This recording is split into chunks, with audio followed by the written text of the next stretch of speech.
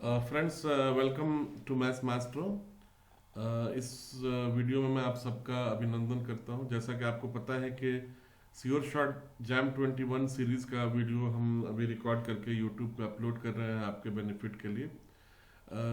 पहला दो वीडियो जिसमें हम लोगों ने 20 क्वेश्चन ऑर्डिनरी डिफरेंशियल इक्वेशन से डिस्कस किया, वो क्वेश्चन ऑलरेडी अपलोड हो चुके हैं। और ये ये वीडियो जो है वो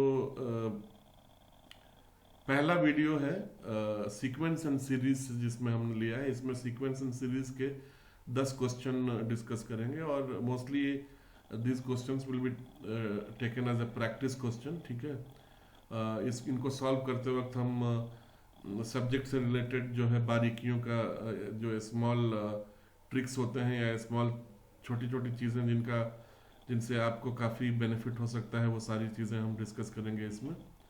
ठीक है, तो ये पहला पार्ट जो है वो 10 क्वेश्चन का रहेगा और सीक्वेंस सीरीज पे दूसरा पार्ट 10 क्वेश्चन का इमिडिएटली इसके बाद रिलीज होगा।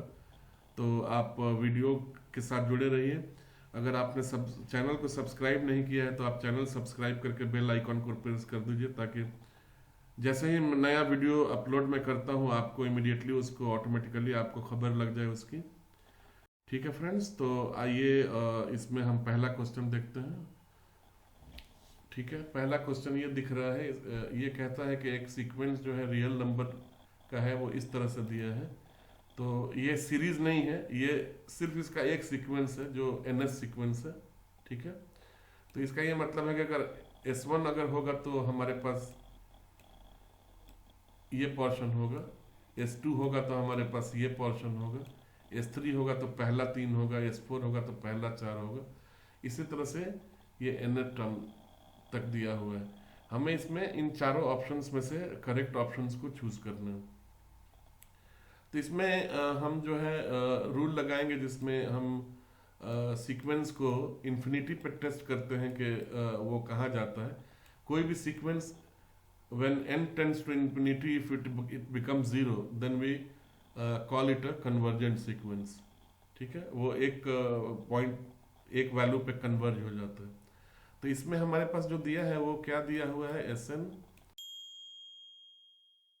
तो ये हमारे पास nth सीक्वेंस है। तो इसको हम टेस्ट करते हैं कि इसके पहले भी nth सीक्वेंस नहीं है। nth सीक्वेंस का ये जो लास्ट पोर्शन है nth सीक्वेंस में, एक्चुअली इसके पहले भी होंगे, लेकिन अगर ये वाला पोर्शन इन्फिनिटी के ऊपर जीरो हो जाएगा तो हम ये कह सकते हैं कि ये जो सीक्वेंस जो है वो एक कन्वर्जेंट सीक्वेंस है। लेकिन अगर ये पोर्शन अगर n इन्फिनिटी पे अगर ये डाइवर्ज हो जाता है तो हम ये कहेंगे कि Sn जो है वो एक डाइवर्जेंट सीक्वेंस है। तो इसको हम कैसे निकालेंगे, इसका लिमिट हम लेते हैं।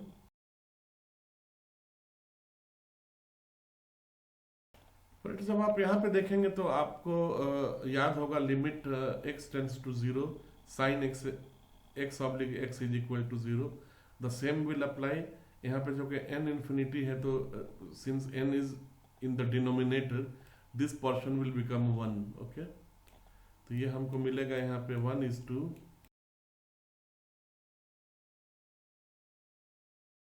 राइट फ्रेंड्स, तो आप यहाँ देख सकते हैं कि यहाँ पे पाई ऑब्लिक डिनोमिनेटर में 2 to the power n is to n, n plus n हो जाएगा, और ये पूरा का पूरा इन्फिनिटी इधर हो जाएगा जब हम n को इन्फिनिटी तक ले जाएंगे। तो pi oblique infinity will actually be 0। Therefore we can say this sequence is actually a convergent sequence. Now there is no convergent word in this. A is divergent, which is not there. ये oscillatory भी नहीं है, not a Cauchy is actually a divergent sequence, and a Cauchy sequence is a convergent sequence. So option D will be correct for this. तो दोस्तों next question discuss करते हैं। ये आपके स्क्रीन पर अपीयर होना हो गया। ये क्वेश्चन सीक्वेंस एंड सीरीज से है और ये क्वेश्चन चूज किया है जो प्रैक्टिस सीरीज बना रहे हैं श्योर शॉट जैम 21 उसके लिए। इसको इसलिए सेलेक्ट किया है ताकि इस क्वेश्चन में के बारीकियों को समझें और उसके बेसिस पे हम और अच्छी तरह से प्रिपेयर हों अगले एग्ज़ाम के लिए जो 2021 में होने वाला है। तो ये क्वेश्चन में दोस्तों दो सीरीज दी गई है और इसमें हमको सही ऑप्शंस का पता लगाना है कि इनमें से कौन सा सीरीज कन्वर्ज करता है, कौन सा डाइवर्ज करता है, ये पूछा गया है इसमें। तो इसको हम आइए देखते हैं कैसे इसको निकालना है। ठीक है, तो कोई भी इस तरह का सीरीज दिया हो तो वो सीरीज कन्वर्ज करेगा या डाइवर्ज करेगा, उसका सबसे अच्छा जो तरीका है वो टेस्ट है, जिसमें हम या तो रेशियो टेस्ट लगाते हैं या रूट टेस्ट लगाते हैं और उससे ये पता करते हैं कि आने वाला जो इनके सीक्वेंसेस हैं वो डिक्रीजिंग फॉर्म में है या इंक्रीजिंग फॉर्म में है, और उसके बेसिस पे हम डिसाइड करते हैं कि ये सीरीज जो है वो कन्वर्ज होगा या डाइवर्ज होगा। लेकिन फ्रेंड्स, उसको करने के लिए सबसे पहले क्या करना रहता है हमको कि इसका हमको nth टर्म निकालना रहता है, और इस केस में हम लोगों को दो टर्म निकालने होंगे, nth टर्म और n+1th टर्म निकालने होंगे। तो पहले मैं इसका nth टर्म निकाल लेता हूँ। अभी फ्रेंड्स देखेंगे तो 2n-1 और ये दोनों मल्टीपल में है और यहाँ पे 2n-1 दिया गया है। तो ये 2n-1 को हम 2n डिवाइडेड बाई 2 भी लिख सकते हैं, उससे कोई फ़र्क नहीं पड़ेगा, सेम नोटेशन का है। तो इसको हम अगर यहाँ पे लिखना चाहें 2n, और जब हम ऐसा लिखेंगे तो ये 2 ऊपर की तरफ चला जाएगा, यहाँ से ऊपर आ जाएगा, तो हम इसको ऊपर लिख के और नीचे हम हटा सकते हैं इसको। तो मैं वैसा ही कर देता हूँ। ठीक है, और इसको यहाँ पे 2 लिख देता हूँ। Similarly what will be the nth+1 term. nth+1 term के लिए यहाँ पे क्या है, जहाँ जहाँ पे n है वहाँ पे हम n+1 रख देंगे, तो हमको नीचे जो है यहाँ पे 2n+1 मिल जाएगा, और यहाँ पे भी हमको 2n+, यहाँ पे -1 है तो ये 2n+2 -1, 2n+1 यहाँ पे मिल जाएगा। तो जैसा पहले केस में मैंने यहाँ पर डिवाइड किया 2 को, यहाँ पे हम +1 वाला जो 2 है उसको यहाँ पे हम मल्टीप्लाई कर देंगे, तो हमको कोई उससे फर्क नहीं पड़ेगा। तो 2 to the power 2n multiplied by 2 में यहाँ पे लिख देता हूँ। Okay, this is one and the same. Now we have to find what is limit un+1। तो दोस्तों जब इसके ऊपर हम इस वाले से डिवाइड करेंगे तो आप देख सकते हैं सिंपल, ये जो है 2n-1 ऊपर आ जाएगा, plus 2 to the power 2n ऊपर आ जाएगा, और ये 2 जो है नीचे आ जाएगा, तो यहाँ पर 2n+1 2n आ जाएगा, और 2 जो है एक इस वाले का 2 और एक ये ऊपर वाला 2 जो नीचे होके आएगा, यहाँ पर हमको 2 बार 2 मिल जाएगा। तो 2 स्क्वायर में अभी लिख देता हूँ, एंड देन वी से कि ये कट हो जाएगा एक दूसरे से, और जब हम limit n tends to infinity लेंगे यहाँ पे, और यहाँ से n हम कॉमन निकाल लेंगे, तो ये 2-1/n ऊपर हो जाएगा और 2+1/n नीचे हो जाएगा। तो ये ऊपर जैसे ही हम लिमिट अप्लाई करेंगे या लिमिट को हम रिलीज करेंगे, वैसे ही ये ऊपर हो जाएगा, 2-1/∞ विल बिकम 0, और यहाँ पर 2+1/∞ आ जाएगा, और ये 1/4 हो जाएगा। तो ये तो दोस्तों सीधा सीधा ये कट के 1/4 हो जाएगा। तो since 1/4 is less than 1, okay, the first series will be convergent. तो इसमें हम क्या कहेंगे, s जो है वो कन्वर्ज करेगा। सिमिलरली हम इस केस में भी देख सकते हैं दोस्तों, एक बार आइए देखते हैं इसको। तो फ्रेंड्स हम दूसरा देखते हैं, ठीक है, और दूसरा जो है एक्चुअली ये भी पावर का ही है। Anyway we can see this, कैसे इसको करना है। तो हम यहाँ पे लेते हैं, पहले तो हम इसका nth टर्म निकालते हैं, and nth term will become nothing but 3n-4 divided by 3n+2, इसके ऊपर जो है n+1/3। n+1 टर्म क्या है, जब n की जगह n+1 हम रखेंगे तो यहाँ पे 3n+3 -4 हो जाएगा, तो ये 3n-1 हो जाएगा, और यहाँ पे नीचे जो है 3n+3+2 हो जाएगा, तो 3n+5 हो जाएगा, and this will become n+2/3। इसका जब हम रेशियो निकालेंगे फ्रेंड्स, तो ये क्या आएगा। तो फ्रेंड्स इसमें हम क्या करेंगे कि this will otherwise will become very complex. तो इसमें हम individual when we apply infinity n tends to infinity limit n tends to infinity here, ठीक है ना। तो ये इन्फिनिटी हम दोनों ऊपर और नीचे दोनों में लगाएंगे, यहाँ पे भी यहाँ पे भी, and then we find that actually it comes to be 1 oblique infinity here, and on denominator also it will be 1 oblique infinity। तो ये कितना होगा, 1 के बराबर होगा। And when this root or L is equal to 1, actually the series will not converge, actually it will diverge। तो यहाँ पे क्या है, हम कह सकते हैं कि series is a divergent series। Therefore the correct option in this is actually B, S is convergent and T is divergent। तो नेक्स्ट क्वेश्चन फ्रेंड्स देखते हैं सीक्वेंस एंड सीरीज का। ये you have to just apply your intelligence, और ये question बिल्कुल कुछ seconds में बन जाएगा, ठीक है। ये कहता है कि n be a sequence of satisfying this, then all the terms of the sequence means, इसमें एक्चुअली इस सीक्वेंस का इन्फीमम और सुप्रीमम आपको निकालना है। तो इन्फीमम के लिए क्या है, they are not using the word infimum and supremum, वो ये कहता है कि कौन से इंटरवल में लाई करेगा। तो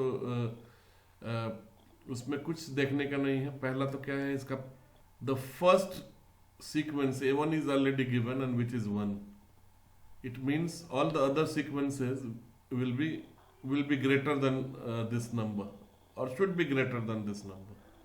if we check with A1, हमको पता लगता है कि ये जो है 1 से बड़ा होगा। जब हम A2 यहाँ पर रखेंगे और A1 और A1 की वैल्यू यहाँ पर रखते हैं, तो हमको पता लगता है कि A2 जो है वो it will be bigger than 1 in number।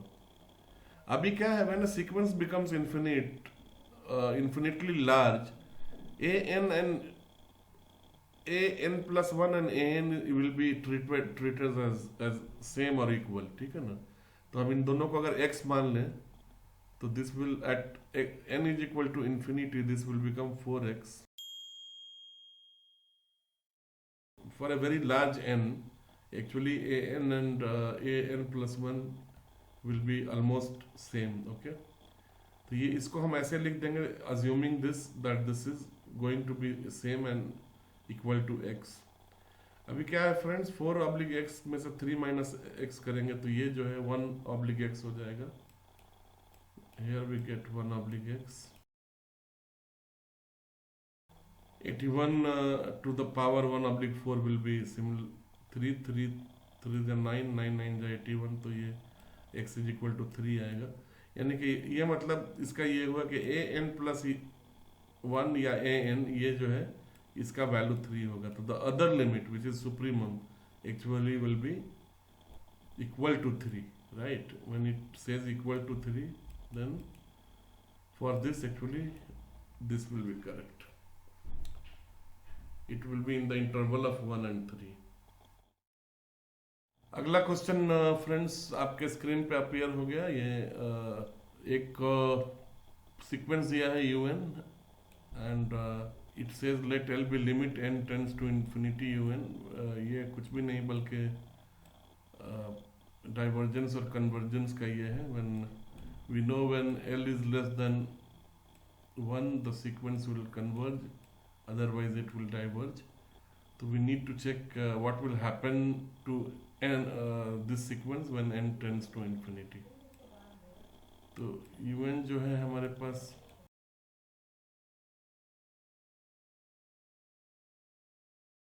तो as we can see here that when we substitute n at the places given, we get nothing but we get here this will become 0, so this will become 4, and 4 to the power 0 will become 1, okay।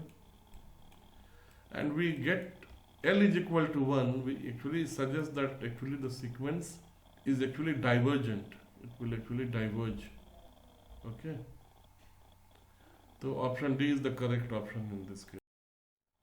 So friends, this is the next question, and this is a similar question to that one that we have just discussed ठीक है, ये कहता है and with the sequence defined as this one, which of the following statement is true, increasing sequence which diverges, इतना increasing, these are the four things. Okay, now we have to find which of this statement is true. Okay, first is that we have been given that first sequence is 1, so we can find from here what will be the second and third and onwards. A2 is actually 18/21. A3 will be we substitute 6/7 here and we get 7 will cancel each other out and we get 11 plus 6 is 17/21. Again we get A4, this will become 50/0.79. We see this actually this is 1, this is 0.85, this is 0.80, close to approximate values I am telling you, this is 0.79 and so on. So this is definitely a decreasing series. Okay, so decreasing sequence, I'm sorry, this is actually a decreasing sequence. So out of this actually these two are ruled out. Okay, these are incorrect. Now it is saying AN is a decreasing sequence which actually diverges. I think I have not known any case of decreasing sequence actually which diverges. This is also incorrect. And the only option we are left with the last one. So this option should be correct. But we need to check this one. Okay. For this kind of cases where actually when n becomes infinitely large, the value of an plus 1 and the value of an is taken as 1. So in this case we will get an is equal to 7an. This is simply 21an plus 7an plus 11. We take 7an on the left side and we get 14an here, and on the right side we get 11. This will give an is equal to 11/14. So this appears to be correct. The correct option is D. तो आइए दोस्तों अगला question देखते हैं। ये question आपके screen पे दिख रहा है। ये भी मैंने मैथमेटिकल स्टैटिस्टिक्स जैम 2020 के पेपर से लिया है ये क्वेश्चन, और ये काफ़ी टिपिकल क्वेश्चन है जैम स्टैंडर्ड के हिसाब से, जो आपको समझना चाहिए कि ऐसे क्वेश्चन को कैसे सॉल्व किया जाता है अगर आपको ये जैम में पूछा जाए तो। ठीक है, तो इसमें 4 ऑप्शंस दिए हैं, हमें पता लगाना है कि इसमें कौन सा कन्वर्जेंट है, और ये MCQ है, यानी कि इसमें एक ही ऑप्शन जो है वो बेस्ट सूटेड है। ठीक है, तो आइए पहला हम देखते हैं। तो पहला अगर आप देखेंगे तो इसमें पावर n है, तो इसकी अगर कन्वर्जेंट हमको चेक करनी हो तो जैसा हम लोग पास में भी डिस्कस कर चुके हैं कि हम जो है इसका रूट टेस्ट लेके देखेंगे कि कैसे इसको निकालना है। तो L हम निकालते हैं। ठीक है फ्रेंड्स, तो L हम इस हिसाब से रूट टेस्ट में निकालते हैं, और L का अगर वैल्यू 1 से कम होता है तो वो उसको हम कहते हैं कि वो पर्टिकुलर सीरीज जो है वो एक कन्वर्जेंट सीरीज है, अदरवाइज वो डाइवर्ज करती है। ठीक है, तो इस केस में हमें क्या लेना होगा? सबसे पहले तो हम पिकअप करते हैं UN। ठीक है, तो जब हम इसका nth रूट लेंगे तो हमको क्या मिलेगा? We will get UN। Friends, तो आप यहाँ पे देखेंगे जब हम इसका nth रूट लेंगे, जब जिसका पावर ऑलरेडी n है, तो जब हम ये ब्रैकेट हटाएंगे तो ये n/n हो जाएगा, और ये दोनों जो है एक दूसरे को स्ट्राइक आउट कर देगा, तो हमारे पास सिर्फ 5n+1 बचेगा, और इसका हमको लिमिट निकालना होगा। तो लिमिट n टेंड्स टू, ठीक है, और इसकी वैल्यू 5/4 आएगी। 5/4 इज एक्चुअली बिगर देन 1, तो the series will not converge. This is actually a divergent series, तो A इज कैंसल्ड आउट। तो अब हम दूसरे ऑप्शन को चेक करते हैं फ्रेंड्स। तो दूसरा ऑप्शन हमारे पास ये है 1 - 1/n to the power n है। तो एग्जैक्टली जब हम इसका nth रूट लेंगे तो हमारे पास UN जो है वो 1 - n आ जाएगा, इन द सेम फैशन जैसा हमने किया था। और जब हम इस पर लिमिट अप्लाई करेंगे तो लिमिट L की वैल्यू जो है हमारे पास 1 आ जाएगी। तो अगर L का वैल्यू 1 है तब भी जो है सीरीज को हम डाइवर्जेंट कहते हैं, सीरीज विल नॉट कन्वर्ज। तो इस केस में बी ऑप्शन भी हम रूल आउट कर देते हैं। सी ऑप्शन थोड़ा सा इंटरेस्टिंग है क्योंकि इसमें रूट टेस्ट और बाकी और रेशियो टेस्ट दोनों लगाना जो है थोड़ा सा टिपिकल है, और इसको हमको देखना होगा दूसरे तरीके से, जिसको हम कंपैरिजन रेशियो कंपैरिजन टेस्ट कहते हैं या उस तरह से कहते हैं। तो इसको हम दो पोर्शन में बांट लेंगे। पहला साइन 1/n को हम an लिख देंगे, ठीक है, और इसको नीचे वाले को bn लिख देंगे। एंड यहाँ पे हम देख सकते हैं कि an जो है ये हर हालत में -1 और 1 के -1 और 1 के बीच में वैरी करता है, ठीक है। और n जो है with every increasing n the value will keep on increasing, okay. तो हम नीचे वाले पोर्शन को एक्चुअली b1 ले लेते हैं and let us bn and let us take how bn will work. तो bn जो है वो आपका आता है 1/n and this bn actually starting from 1 will keep on decreasing, okay. ये 2 के ऊपर आधा हो जाएगा, ये 3 के ऊपर 1/3 हो जाएगा,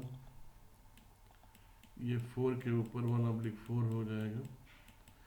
तो आपके सिस्टम पे जो कैलकुलेटर दिया है, in case you want to check the values of this के वेदर दिस इज इंक्रीजिंग और डिक्रीजिंग, ओके, तो आप वो देख सकते हैं। This is nothing but 1, this is 1.414, 1.4 मैं ले लेता हूँ, और 3 के ऊपर जो है ये 1.44 हो जाएगा, 4 के ऊपर this is again 1.4 and going, then after that actually ये वैल्यू कम होने लगती है, ठीक है ना। 6 के ऊपर जब आप ये 1.3 हो जाएगा, 3.4 हो जाएगा।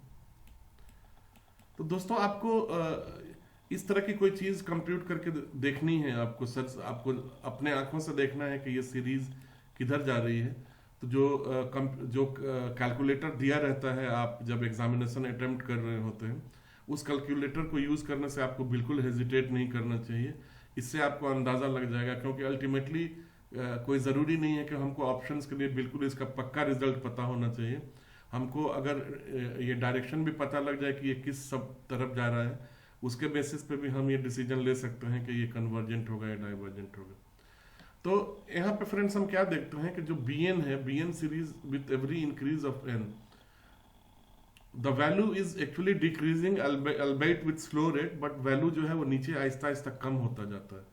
तो यानी कि अगर किसी फ्रैक्शन के डिनोमिनेटर का वैल्यू कम होता जाता है, तो इसका मतलब कि वो उसका टोटल वैल्यू जो है वो इंक्रीज होता जाता है।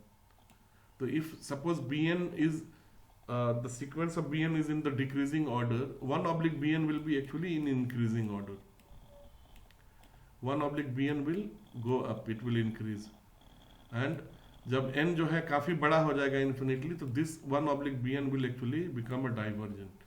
And since I have already told कि ये जो ऊपर वाला है वो sin 1/n, इसका वैल्यू -1 से 1 के बीच में ही रहता है, तो still it will not change a divergent series into a convergent series.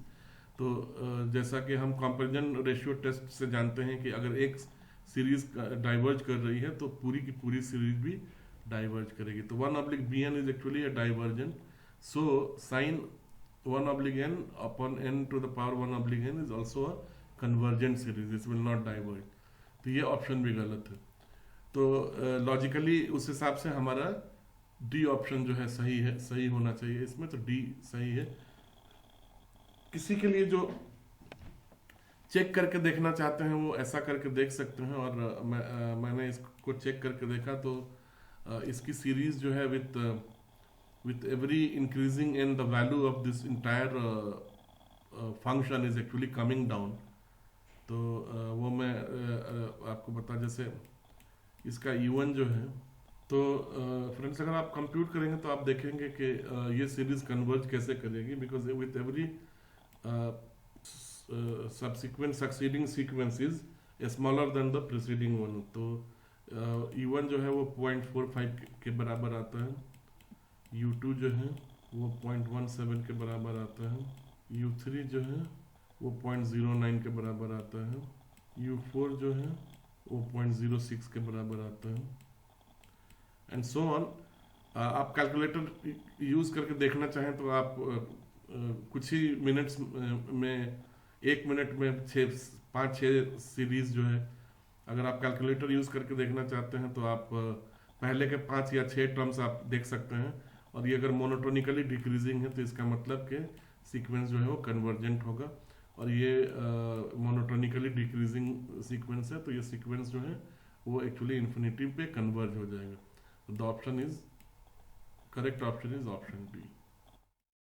तो दोस्तों आइए एक नया क्वेश्चन लेते हैं। ये क्वेश्चन जो है सीक्वेंस एंड सीरीज से है, और ये हम डिस्कस करते हैं। इसमें ये क्वेश्चन भी जैम मैथमेटिकल स्टेटिस्टिक्स में पूछा गया है 2017 में। तो इसको ये क्वेश्चन जो है मैंने पर्टिकुलरली सेलेक्ट किया प्रैक्टिस सीरीज के लिए, क्योंकि ये क्वेश्चन थोड़ा सा टिपिकल है और हमको समझना ये आपको बहुत ज़रूरी है कि इस क्वेश्चन को हम कैसे डील करेंगे अगर इस तरह का कोई क्वेश्चन आ जाए। तो ये इसमें थोड़ा सा ट्रिक हमको यूज़ करना होगा, ठीक है ना। तो जैसा कि हम सबको पता है कि अगर कोई सीरीज है या कोई सीक्वेंस है, सीक्वेंस जो है अगर nth सीक्वेंस है, तो अगर उसका nth रूट 1 से कम है तो वो सीक्वेंस जो है वो कन्वर्ट कर जाएगी। पर्टिकुलरली कोई भी ऐसा सीक्वेंस जिसके ऊपर पावर n स्क्वायर रहता है, यूजुअली वो उसके लिए हम रूट टेस्ट ही यूज़ करते हैं और उसी से हम इसको कंप्यूट कर सकते हैं। तो ये कहता है कि अगर हमारे पास वैल्यू L है और ठीक है, तो L जो है n tends to 0 nth root of nth sequence, ये हमको देखना है इसमें। This is nth root of nth sequence. तो अगर L का वैल्यू 1 से कम है तो सीक्वेंस जो है वो कन्वर्ज कर जाएगा। इसका ये मतलब है कि सीक्वेंस जब इन्फिनिटली n तक जाएगा तो जो सीक्वेंस है वो 0 हो जाएगा। Therefore the series will converge. तो आप कह सकते हैं कि अगर L का वैल्यू 1 से कम है तो series will have a convergent और अ फाइनाइट वैल्यू। L अगर 1 से ज़्यादा है तो diverge, the series will diverge. ठीक है फ्रेंड्स, तो इसको कंप्यूट ये क्वेश्चन को सॉल्व करने के लिए हमें we are going to use the root test, and root test हम डिसाइड करेंगे। क्वेश्चन में ये कहता है कि हमारे पास एक सीक्वेंस nth सीक्वेंस इवन है जिसमें ये दिया है, यहाँ पे एक वैल्यू C दिया हुआ है, और ये पूछता है कि C के कौन से वैल्यू के लिए ये जो है ये सीरीज जो है वो कन्वर्जेंट होगा। ठीक है ना, तो यही निकालना है हमको इसमें। तो उसके लिए हम फ्रेंड्स क्या करेंगे कि इसके जो nth सीक्वेंस है उसका हम nth रूट लेंगे और उसको फिर लिमिट अप्लाई करेंगे उस पर। तो मैं यहाँ पे लिख देता हूँ आपके लिए, और इसका टोटल का हमको 1/n लेना है।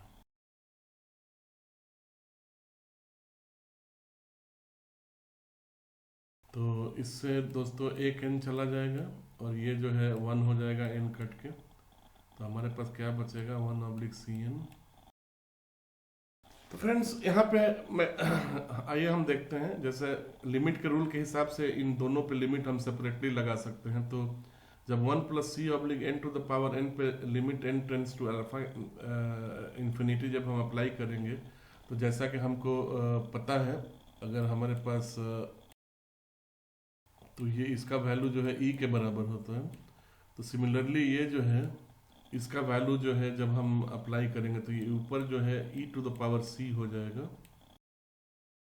और नीचे दोस्तों 3 - 1/∞ हो जाएगा, तो 3 - 0 तो ये 3 हो जाएगा। अभी अगर इस पर्टिकुलर सीरीज को कन्वर्ज होना है तो ये जो सीक्वेंस है जो ये वैल्यू है जो nth सीक्वेंस L की जो वैल्यू हमने अभी निकाली e⁻c/3, इसको जो है 1 से छोटा रहना पड़ेगा, तभी जाके ये कन्वर्ज होगा। राइट फ्रेंड्स, तो इसके लिए हमें क्या करना होगा, इसको this will B e⁻c less than 3, हम दोनों तरफ नेचुरल लॉग जब अप्लाई करेंगे तो ये हमारे पास आ जाएगा सी ln e less than ln 3, ln e जो है 1 के बराबर होता है, तो this will B c less than ln 3, right friends. तो इसमें ऑप्शन बी जो है वो सही आंसर होगा। और अगर c का वैल्यू ln 3 से के बराबर या उससे कुछ भी छोटा है तो ये सीरीज जो है वो कन्वर्ज हो जाएगी, ठीक है। तो आइए अगला क्वेश्चन देखते हैं। तो आइए अगला सवाल देखते हैं। अगला क्वेश्चन जो है जैम 2017 पेपर मैथमेटिकल स्टेटिस्टिक्स से है और ये MSQ क्वेश्चन है। और ये जो है प्रैक्टिस सीरीज के लिए मैंने सेलेक्ट किया है क्योंकि इसमें कुछ इंफॉर्मेशन है जो आपके लिए बहुत ज़रूरी हो सकता है एग्जामिनेशन पॉइंट ऑफ व्यू से उसको समझना। तो ये दो सीक्वेंसेस की बात करता है ये क्वेश्चन, और ये कहता है कि AN और BN जो दो n से बड़े दो सीक्वेंसेस हैं of the real numbers such that AN is increasing and BN is decreasing. Under which of the following conditions sequence AN plus BN n greater than or is always convergent? तो दोस्तों जितना भी convergent sequence होता है उसकी एक खासियत होती है कि ऑल बाउंडेड सीक्वेंस, अगर वो ऊपर और नीचे दोनों तरफ बाउंडेड है, यानी कि एक सीक्वेंस SN है जिसके बारे में हमें पता है कि ये कभी भी A से नीचे नहीं जा सकता और ये कभी भी B से ज़्यादा नहीं जा सकता है, ये इसकी सीरीज हमेशा एक फाइनाइट नंबर आपको रिटर्न में देगी, ठीक है ना। तो जब भी कोई भी सीरीज आपको फाइनाइट नंबर रिटर्न में दे तो उस सीरीज को हम कन्वर्जेंट कहते हैं और देयरफॉर उस सीक्वेंस को भी हम कन्वर्जेंट सीक्वेंस कहते हैं। तो बाउंडेड का ये मतलब है कि ये ऊपर और नीचे दोनों तरफ बाउंडेड होना चाहिए, ठीक है ना, तभी हम इसको बाउंडेड का डेफिनेशन दे पाते हैं। तो AN plus BN will always be convergent if AN and BN are bounded sequences, ये सही होगा क्योंकि अगर SN A और B के बीच में बाउंडेड है सपोज अंडरस्टैंडिंग के लिए, तो इसकी मिनिमम वैल्यू जो है A हमको मिलेगा और इसका मैक्सिमम वैल्यू B मिलेगा। ये दोनों का दोनों जो है एक फाइनाइट नंबर है। तो इससे हमको ये पता लगता है कि ये सीक्वेंस कभी भी जो है -∞ और +∞ को नहीं जाएगा क्योंकि ये इसको इसी बाउंड के बीच में ही रहना है। तो दोस्तों कन्वर्जेंट कोई भी नंबर हो सकता है till the time that number is finite, okay. It could be a very very large number as well. तो अगर ये डाइवर्जेंट होगा तो ये इसको हम -∞ से +∞ के बीच में हो तो हम कहेंगे कि ये सीक्वेंस जो है एक्चुअली एक डाइवर्जेंट सीक्वेंस है, ओके।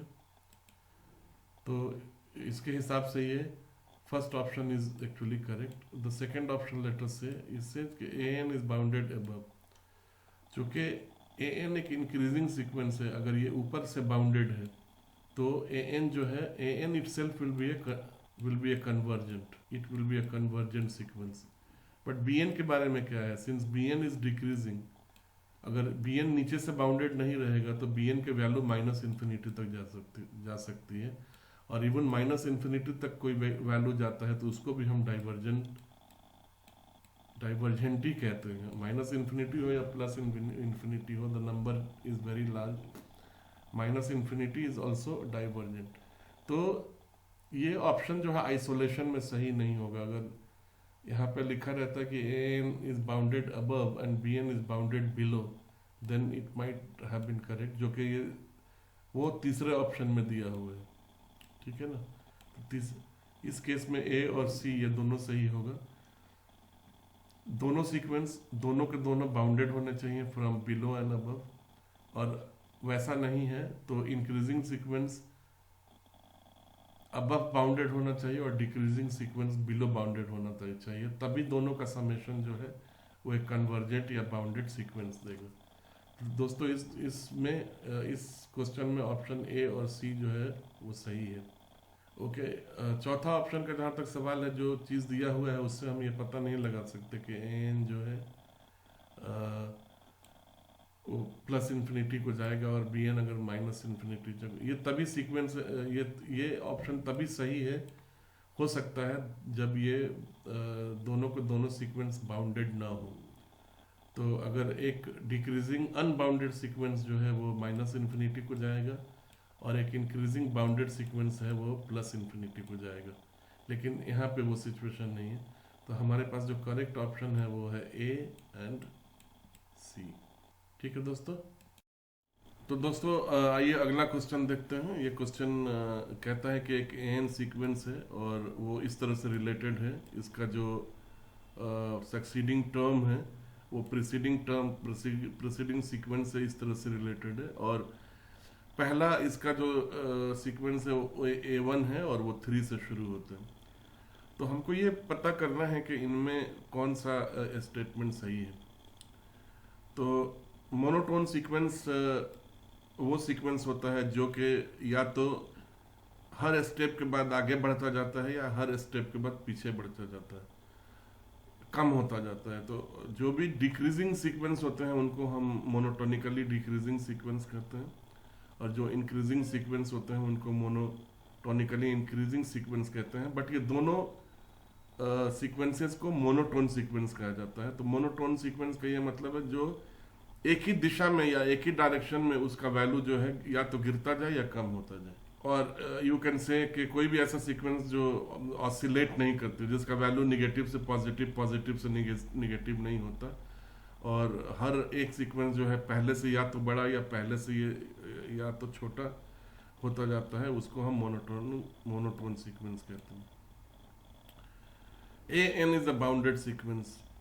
दोस्तों कोई भी सीक्वेंस बाउंडेड तब होता है जब वो मोनोटोनिकली डिक्रीजिंग होता है। ठीक है, अगर मोनोटोनिकली डिक्रीजिंग सीक्वेंस नहीं है और वो मोनोटोनिकली इंक्रीजिंग सीक्वेंस है तो उसका इन्फिनिट टर्म जो है वो इन्फिनिट के बराबर होता है, काफ़ी वो डाइवर्ज हो जाता है। तो ये स्टेटमेंट सही है कि नहीं, इसको चेक करने के लिए हम ये देखेंगे कि इसमें जो सक्सीडिंग सीक्वेंस है वो मोनोटोनिकली इंक्रीजिंग है या डिक्रीजिंग है। तो इसको हम देखते हैं। ठीक है, A N does not have a finite limit. तो अगर मोनोटोनिकली इंक्रीजिंग होगा तो इसकी फाइनाइट लिमिट नहीं होगी, क्योंकि एन टेंड्स टू इन्फिनिटी जब होगा तो वो सीक्वेंस भी डाइवर्ज कर जाएगा। और डी जो है ये ऑप्शन भी सही होगा। ये ऑप्शन सही उस केस में होगा जिस केस में हमारा सीक्वेंस जो है मोनोटोनिकली डिक्रीजिंग होगा। अगर मोनोटोनिकली इंक्रीजिंग है तो this particular thing will not apply. तो आइए हम लोग इसको चेक करते हैं। A2 क्या होगा फ्रेंड्स? हमारे पास A1 दिया हुआ है 3, A2 क्या होगा? A1 की वैल्यू जब हम सब्सटीट्यूट करेंगे तो 3 - 1 स्क्वायर इज 2, स्क्वायर इज 4, 4 + 3। तो A1 फ्रेंड्स यहाँ पे 3 है, A2 3.5 है, तो ये पहले से दूसरे में इंक्रीज हो रहा है। Let us see what will happen with third. We keep 3.5 here, यहाँ पे 3.5 रखेंगे अगर हम, तो या 7.2 रख के इसको हम कैलकुलेट अगर करें तो दिस विल,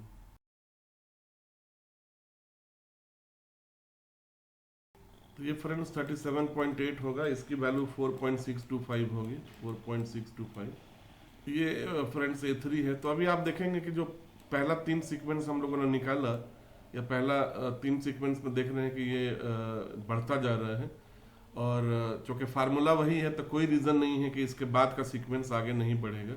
तो इसका ये मतलब है कि ये एक मोनोटोन सीक्वेंस है जो कि इंक्रीज होता जा रहा है विथ एवरी टर्म। ठीक है, तो ठीक है दोस्तों, जैसा आप ये देख रहे हैं कि ये सीक्वेंस जो है इंक्रीज होता जा रहा है विथ एवरी सीक्वेंस टर्म।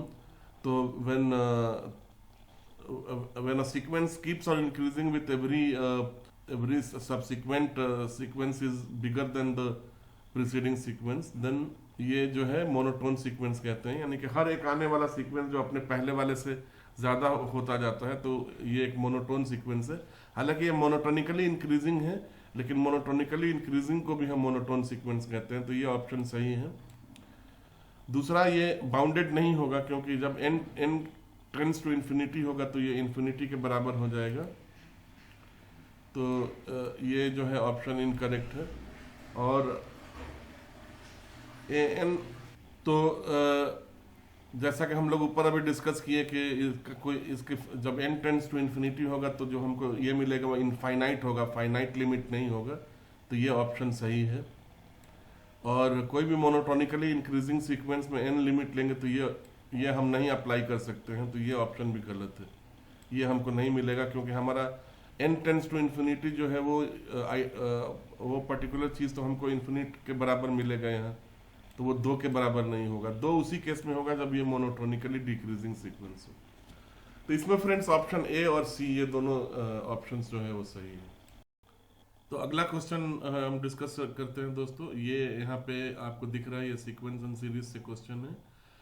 इसमें ये पूछा गया है कि इसका जो जब इस सीक्वेंस को हम सम करेंगे n से लेके इन्फिनिटी तक तो इसका क्या वैल्यू आएगा, ये हमको फिल करना है। ये न्यूमेरिकल आंसर टाइप क्वेश्चन है और ये मैथमेटिकल स्टैटिस्टिक्स पेपर का क्वेश्चन है 2017 का। ये क्वेश्चन थोड़ा यूनिक है देखने में, लेकिन वैसे तो बहुत सिंपल है, लेकिन कुछ स्टूडेंट्स को ये थोड़ा सरदर्द दे सकता है। क्वेश्चन देखते ही ऐसा लगता है कि ये बहुत मुश्किल क्वेश्चन है। तो मैं आपको बता दूं कि ये क्वेश्चन बिल्कुल भी मुश्किल नहीं है। इसके लिए सबसे पहले हमें क्या करना होगा कि जो डिनोमिनेटर में 2 टर्म्स दिए गए हैं उनको हमको सेपरेट करना होता है।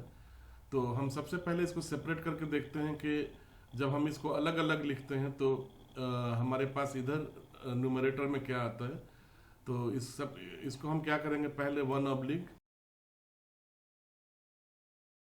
इस फॉर्म में लिख देंगे दोस्तों। और इस फॉर्म में लिखने से हमें इसको सॉल्व करने से पता लगेगा कि हमें यहाँ पे डिनोमिनेटर में या न्यूमरेटर में क्या मल्टीप्लाई करने से हमको एग्जैक्टली ये वैल्यू मिल जाएगा। तो उसको हम देखते हैं। तो इसको जब हम इधर सॉल्व करेंगे तो नीचे तो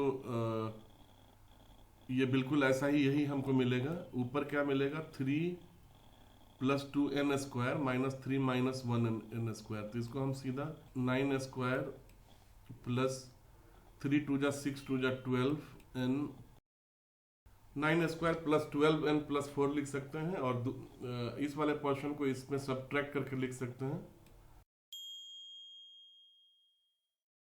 मैं अभी नीचे के टर्म्स नहीं लिख रहा, समय को बचाने के लिए, ठीक है। तो ऊपर कितना हो जाएगा, जब हम ये ब्रैकेट हटाएंगे तो 9n स्क्वायर 9 स्क्वायर से चला जाएगा।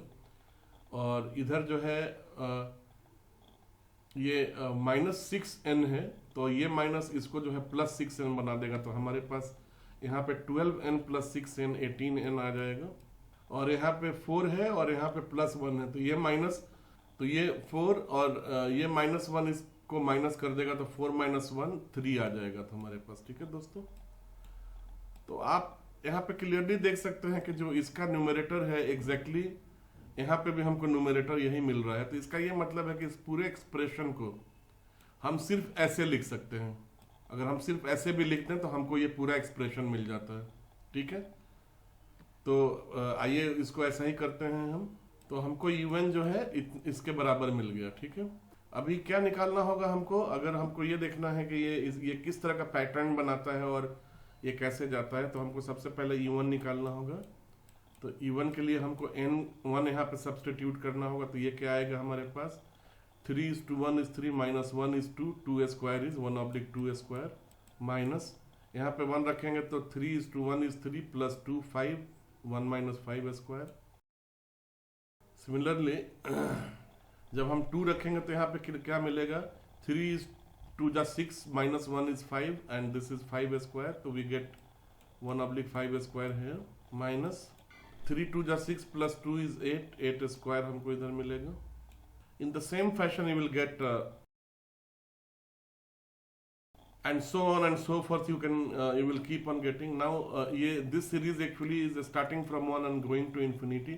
So the moment you add all of them, all this minus and plus, minus plus, minus plus, this will cancel each other out like this, okay. And this will keep on doing like this infinitely, and we will be left only with 1/2 to the power 1/2 square.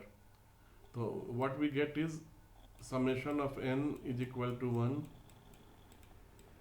इसको जो है n से infinity and we get n is equal to 1/2 square. तो 1/4 इसका numerical type answer में आप 1/4 शायद नहीं लिख सकते हैं, then you can write decimal 0.25। This is the correct answer friends, ठीक है ना।